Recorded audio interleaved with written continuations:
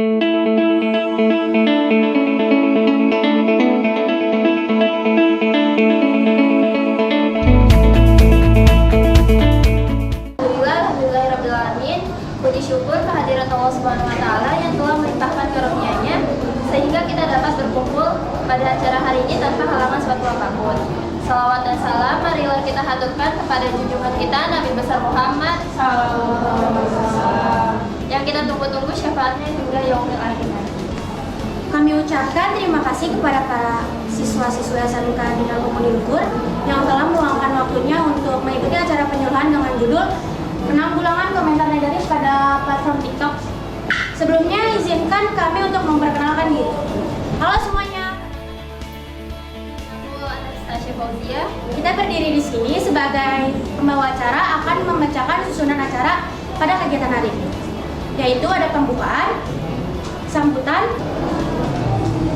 Ibu Kemsek Sarjani Administrasi SPD yang saya hormati Wakil Kurikulum Dinas Pemasyarakatan SPD, dan saya hormati Wakil Kesiswaan Ibu Handayani SPD, dan yang saya hormati Ibu BK yaitu Ibu Syifa SPD. Pertama-tama marilah kita panjatkan TikTok juga yang lainnya, pendidikan atau guru atau pendidik ataupun calon tenaga pendidik telah menjadi peran penting dalam menciptakan generasi yang memiliki keterampilan yang akan datang. Dan setiap pendidikan dan calon tenaga pendidik dituntut untuk terus mengembangkan dan Halo, selamat siang adik-adik. Kalian bisa panggil saya Kak Dan. Saya akan menjelaskan. Pada awal Juni 2004 ada sebanyak 5,45 miliar pengguna sosial media di dunia, dan pengguna TikTok itu ada sekitar 157,6 juta orang. Kalian tahu kan sebanyak apa itu? Tapi dengan perkembangan zaman seperti ini, kita kurang edukasi secara digital untuk menanggulangi komentar-komentar. Kita tahu sosial media itu mungkin dadakan ya.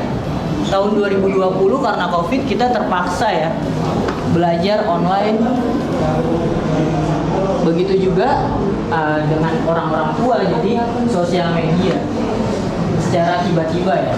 Tapi sosial media ini kurang sekali. Saya coba.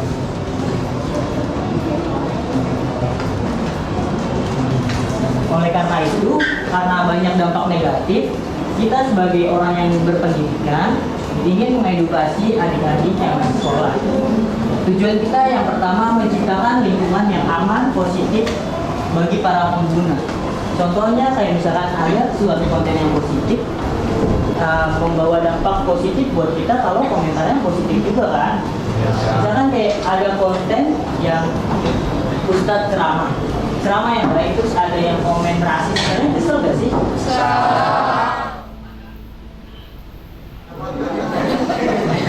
Ya bisa, gimana kan?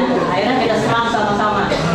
Tapi oleh karena itu, sebelum ada orang komentar negatif, kita ingin menciptakan lingkungan supaya ketika ada suatu konten kita bisa mengambil ilmunya, entah dari videonya atau dari sisi komentarnya. Lalu mencegah cyberbullying. Kalian tahu nggak cyberbullying itu? Tahu. Pembulian secara online. Banyak ya yang sering terjadi. Cyberbullying itu banyak sekali. Cyberbullying, doxing, dan segala macam. Lalu kita juga mau melindungi kesehatan mental pengguna. Kita sering melihat kan pengguna sosial media, konten kreator sering kali menerima hujatan sampai mentalnya down, ya kan? Oleh tangan-tangan kita yang tidak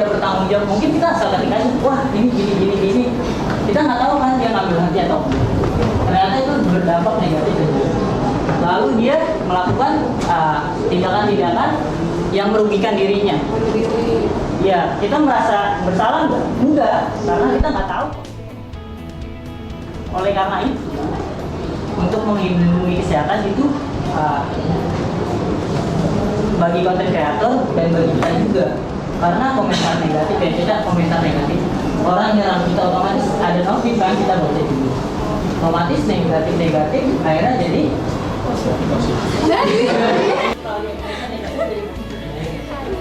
lalu manfaatnya selain hiburan kita juga punya manfaat Masuk dong. kesadaran tentang dampak negatif penyalahgunaan media sosial. Sekarang banyak anak sekolah yang memberikan dampak negatif dan menyalahgunakan media sosial. Contohnya apa? Kasus anak-anak SMK yang viral. Viral kan sangat teman-teman kalian mencontohkan anak SMK, tapi ini yang tidak baik. Nah, oleh karena itu kita juga mau meminimalisir resiko dengan cara memberikan arahan-arahan yang dapat membuat kita tuh sadar gitu, kita mau arah komentarnya kemana. Ini bukan berarti kita melarang komentar negatif, tapi misalkan mau komentar negatif itu ada caranya, ada ilmunya, yaitu omongan yang terhadap serta komentarnya itu mungkin difilter. Nah, kita ngaca, kita mau komentar negatif orang, kita ngaca dulu nih, seakan-akan kita ngomong ke diri kita itu bagus, itu layak juga. Lalu yang terakhir adalah mendorong adopsi perilaku positif beretika dalam berkomentar.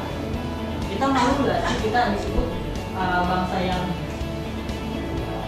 baik, tapi kalian pernah dengar nggak kita netizen Indonesia dan netizen paling barbar? Malu nggak sih? Kita kayak seakan-akan munafik kita oleh skripsi orang, jadi kita kena judge. Halo teman-teman semuanya. Saya akan menjelaskan tentang hambatan komunikasi. Kalian tahu nggak sih hambatan dari komunikasi itu apa? Selain menawarkan kemudahan untuk berbagi informasi dan komunikasi, kita juga menyediakan berbagai fitur seperti memposting video, mengupload video, serta berkomentar. Bahkan sekarang kita juga ada radio kuning untuk sayangnya, fitur komentar ini seringkali digunakan sebagai komentar negatif atau ujaran kebencian, sehingga menyebabkan mental kreator down. Di sini ada contoh-contoh komentar negatif, kalian bisa lihat sendiri ya.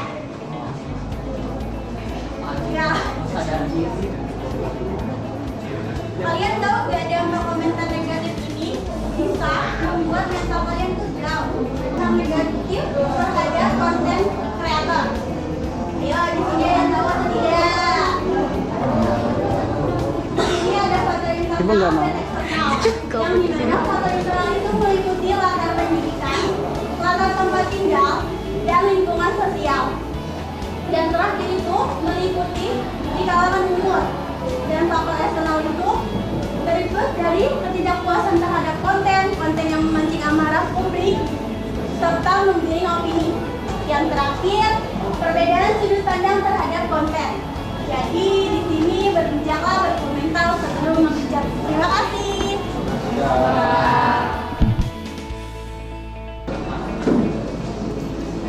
Halo teman-teman.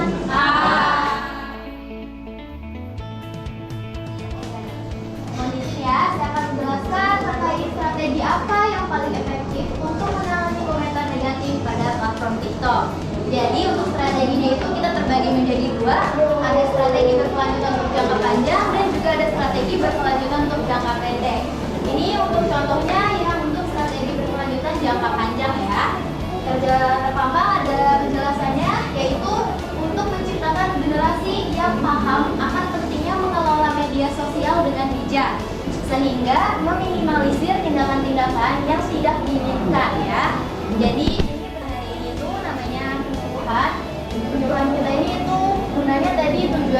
dibantu jelaskan sama rekan saya. Tujuannya yaitu untuk mengedukasi guna menciptakan lingkungan yang harmonis, mencegah cyberbullying dan juga menjauhkan dari hal-hal yang tidak diinginkan. Nah, untuk strategi jangka pendeknya itu kalian bisa lakukan sendiri ya, karena kan platform TikTok itu punya berbagai macam fitur. Kalau kalian berkomentar, kalau kalian posisinya sebagai konten kreator, kalian tuh pasti bisa buat nutup komentarnya, ya kan? Di sini ada yang jadi konten mau upload konten tapi nggak suka dikritik sama orang. Nah, kalian tuh bisa buat pakai fitur dari TikTok itu untuk menutup komentarnya. Nah, selain itu kalau misalkan kalian mau menerima kritik dari orang, kayak aneh nggak sih kalau misalnya FYP tapi komentar tutup, kayak ketahuan banget kayak dibully sama orang gitu, kayak ini orang komentarnya tahu nih pasti banyak yang ngejudge. Pernah lihat gak?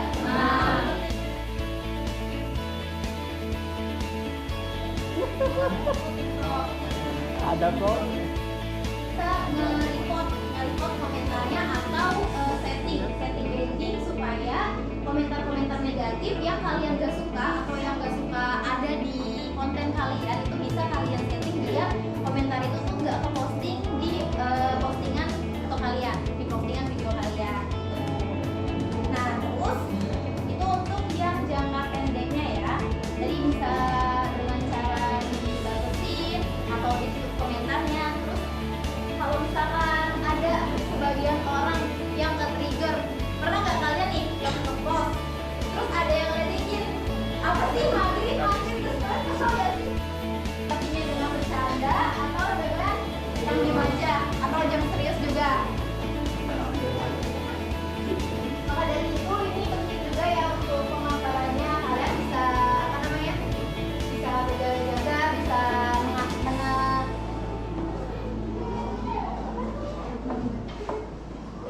menelaah dulu pokoknya. Nah, jadi ini untuk strategi yang bisa dilakukan untuk jangka panjang itu. Nah, jadi sebenarnya untuk pemaparan materi yang kami sampaikan pada hari ini sebenarnya target audiensnya itu kalian, anak-anak sekolah. Kenapa? Karena rata-rata dari komentar-komentar yang kita dapetin pasti anak-anak di kalangan usia sekarang kan. Jangka waktunya, apalagi kadang sekarang itu udah banyak anak di bawah umur udah pada main sosial media. Seharusnya kalau kayak gini tuh orang tuanya juga dapat edukasi ya. Jadi kayak anaknya di bawah umur harus masih dari jangkauan orang tua, harus masih dipantau cara dia memposting videonya. Bahkan ada anak yang di bawah umur tapi belum dewasa. Pernah nemu nggak? Ya, platform sosial media manapun. Terus selain itu, selain orang tua, kalian juga sebagai orang dewasa juga mampu harus bisa mengedukasi anak-anak yang di bawah umur. Nggak harus di bawah umur sih, kalau misalnya kalian punya adik atau punya ponakan yang masih kecil udah main sosial media, itu harus wajib diajari, dikasih tahu jangan kayak gini ya, yang kayak gitu ya, karena jejak digital itu ada ya. Takutnya kalian udah posting terus lupa password, itu bahaya banget ya. Isinya aib terus ketahuan sama temen sekelas, dikirim ke grup kelas, nih dia dulu yang begini nih, joget-joget, malu gak ganti belakang. Oke, itu yang strateginya yang bisa kalian lakukan ya. Jadi untuk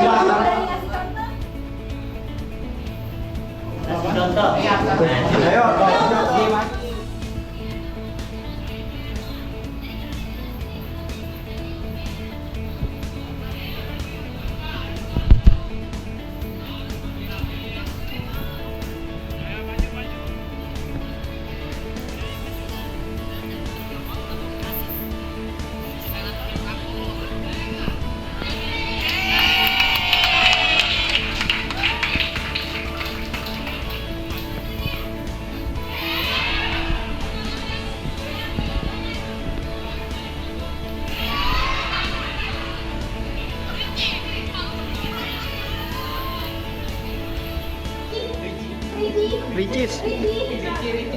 Ricis. Oh, Elison. Buset. Oke, kamu boleh bantu jelasin ya untuk dampak pada konten kreatornya? Oke. Kreatornya itu Oleh teman-teman dong. Eh. Iya, teman-teman, aku mau kasih tahu.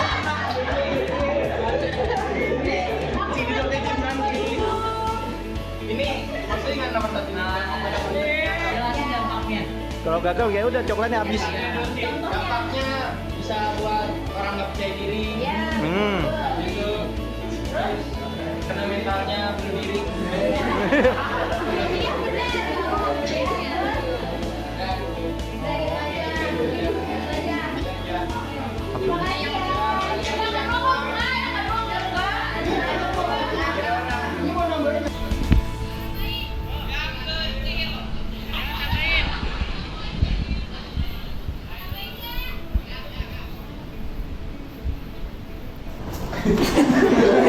Itu dong.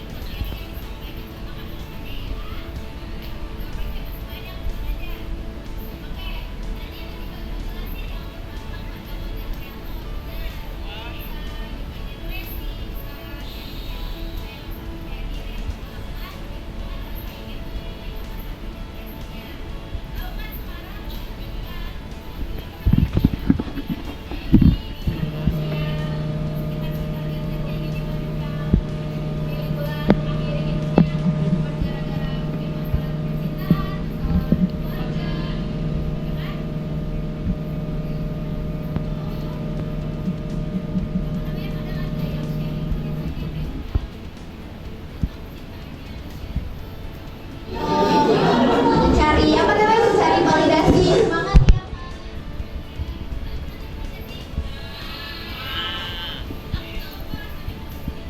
ya.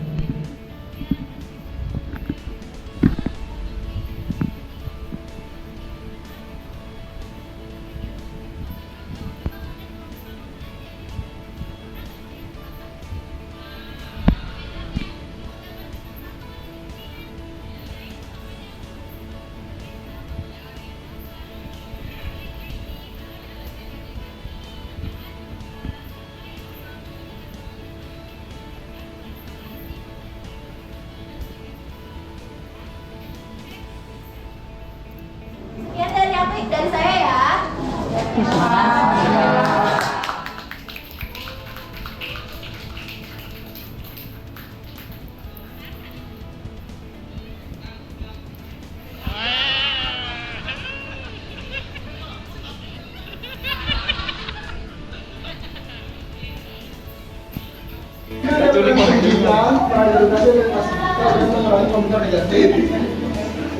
Ada yang tahu nggak sih seberapa penting peran edukasi digital dan literasi digital itu?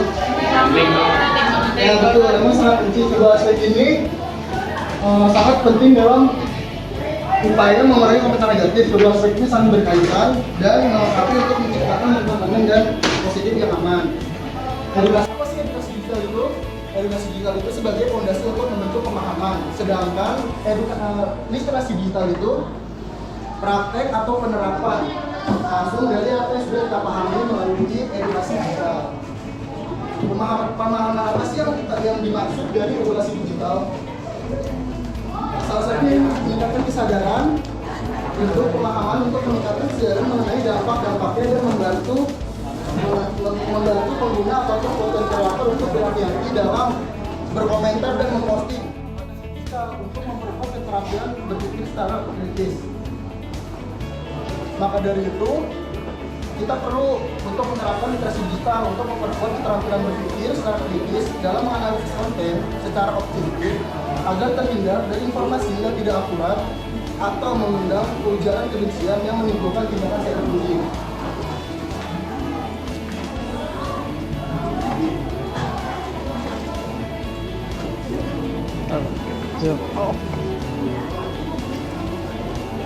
Tadi kan sudah dijelasin mengenai kedua, bisa disimpulkan pada intinya bermedia sosial adalah tentang berbagi dan berinteraksi, namun kita perlu memiliki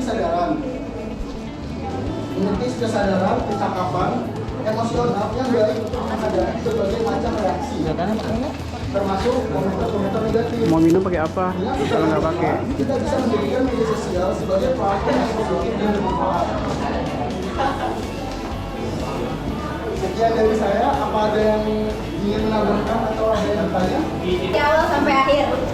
Mengenai komentar-komentar.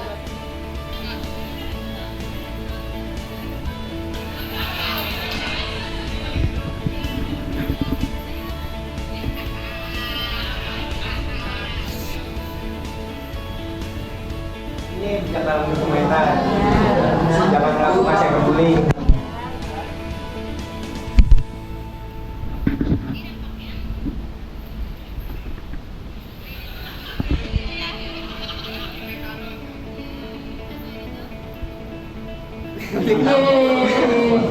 Apa lagi? Kan tadi ada banyak yang dijelasin tuh, jangan cuma strategi yang ini, ada data-datanya, ada hambatan, ada contoh komentar negatif. Kalau kamu mau kasih tahu contohnya juga boleh. Makin takut gitu. Contoh, iya. Iya. Udah. Setuju nggak dikasih nih? Apa masih kurang puas jawabannya?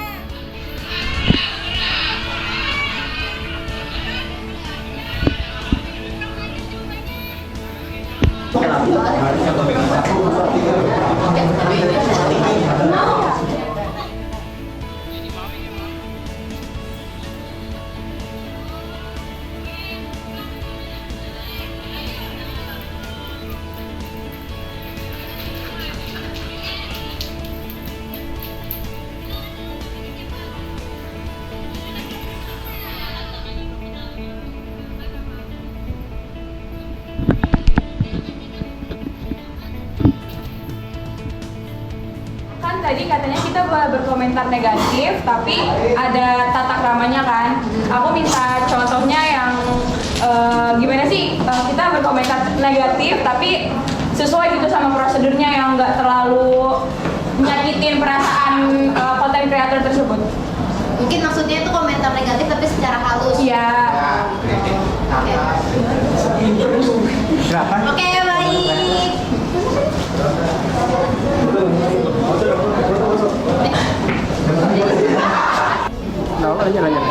Ya, jadi kalau misalkan ada konten kreator yang mengundang komentar negatif, itu seringkali lewat kayak cimoy ya kan, kayak mengundang kita ke bully dia gitu.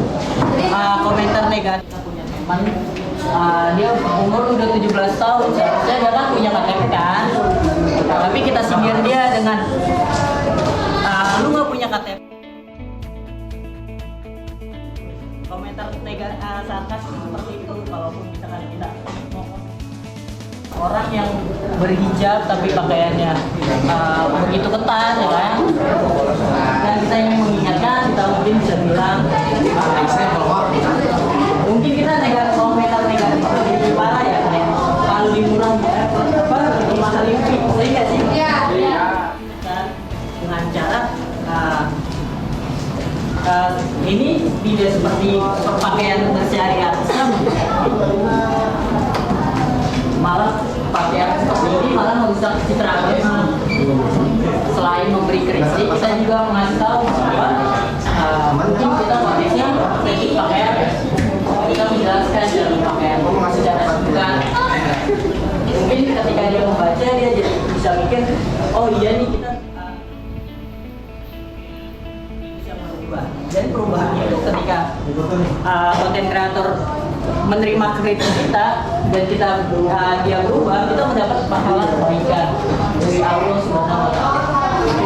Itu aja sih jawaban dari saya. Universitas Indra Prasta yang telah memberikan materi pada hari ini. Semoga kalian dapat semoga segala penyampaian yang disampaikan dari kakak-kakaknya bisa bermanfaat bagi kalian ya. Jangan lupa juga disalurkan ilmunya buat orang sekitar, terutama adiknya atau bahkan keponakan atau bahkan lingkungan sekitar kalian ya. Pokoknya kadang suka ada ibu-ibu atau bapak-bapak juga masih main TikTok terus langsung main komentar aja. Tapi itu juga nggak boleh karena bisa berdampak buruk bagi konten kreator maupun bagi para pembaca komentar tersebut. Oke, jadi untuk